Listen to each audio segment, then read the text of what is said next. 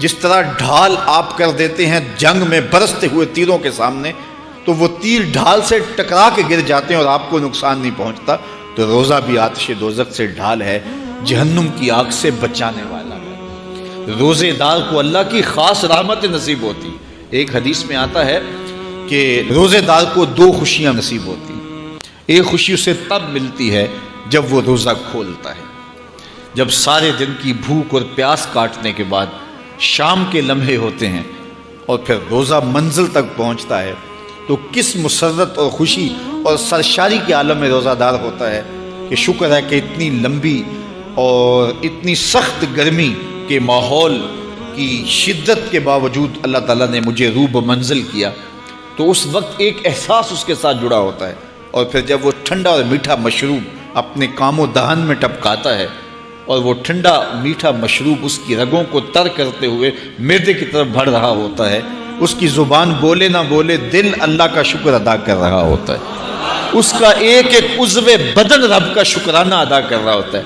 وہ ٹھنڈا اور میٹھا مشروب رگوں کو تر کرتا ہوا آگے بڑھتا چلا جاتا ہے، لیکن شکرانے کا وہ پیکر بن جاتا ہے۔ وہ ایک مسرت، ایک خوشی کا عالم ہوتا ہے کہ روزہ بھی نب گیا، سارے دن کی تکلیف بھی کٹ گئی، اور اللہ نے مجھے افطار کے لمحوں تک پہنچایا۔ فرمایا روزے دار کو ایک خوشی تب ملتی ہے جب وہ روزہ کھولتا ہے، وَفَرْحَةٌ عِنْدَ لِقَاءِ رَبِّهِ، اور دوسری خوشی روزہ دار کو تب ملے گی جب روزے کے صلے میں اللہ اپنا دیدار عطا فرمائے۔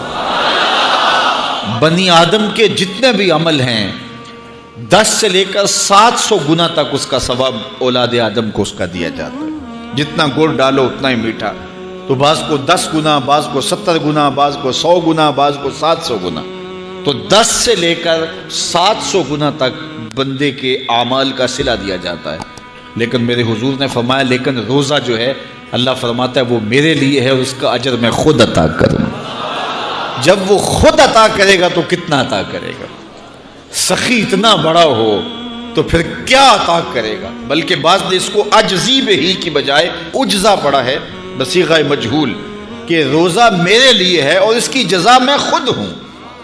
باقی اعمال کی جزا جنت ہے، جنت کی نعمتیں ہیں اور بہت کچھ ہے، لیکن روزے کی جزا میں خود ہوں۔ اور جس کو وہ خود مل گیا پھر جنت میں مل گئی، جنت والا جو مل گیا پھر جنت بھی مل گئی، جنت کی نعمتیں بھی مل گئیں۔ تو روزہ اللہ کی خوشنودی کا ذریعہ ہے، اس کی رضا کا ذریعہ ہے۔ تو خوش نصیب لوگ روزے کی برکتیں حاصل کرتے ہیں۔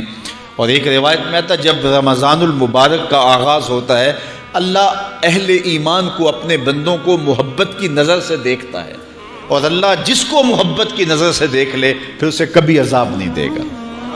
اللہ اکبر۔ تو یہ روزہ دار کے لیے اللہ کی کرم نوازیاں ہیں، اللہ کی رحمتوں کے اجالے ہیں جو اس کے اوپر برستے ہیں۔ تو میں اور آپ اس ماہ انور کو، اس ماہ نور کو اس طرح سے گزاریں کہ ہمارے اندر کے پاپ دھل جائیں، ہماری غلاظتیں گناہوں کی مٹ جائیں، ہمارا سینہ صاف ہو جائے، ہم اہل ایمان کے لیے کشادہ دل ہو جائیں، ہمیں جو ہے وہ جھوٹ سے، تکبر سے، بخل سے، ریا سے اور دیگر امور بد سے اجتناب کرنے کی عادت پڑ جائے۔ روزہ جو سکھانا چاہتا ہے ہم وہ اس سے سیکھ لیں، اور روزے کی برکات ضبط نفس کی صورت میں ہمیں نصیب ہو جائیں، تو ہم روزے کے بعد بھی، ماہ صیام کے گزرنے کے بعد بھی ایک نئی زندگی لے کر، ایک تازگی لے کر، ایک نور و روشنی لے کر کے جو ہے وہ معاشرے کے، اسلامی معاشرت کے ایک اہم فرد کی صورت کے اندر جو ہے وہ سامنے آئیں۔ تو اللہ اس ماہ صیام کی برکتیں ہمیں نصیب فرمائے۔ ہر سال مہینہ آتا ہے، گزر جاتا ہے، ہم پورا مہینہ بھوک کاٹتے ہیں اور پھر وہاں کے وہاں ہی کھڑے رہتے ہیں، تو پھر ہمیں سوچنا چاہیے، لیکن اگر تبدیلی آتی ہے تو پھر شکریہ ادا کرنا چاہیے۔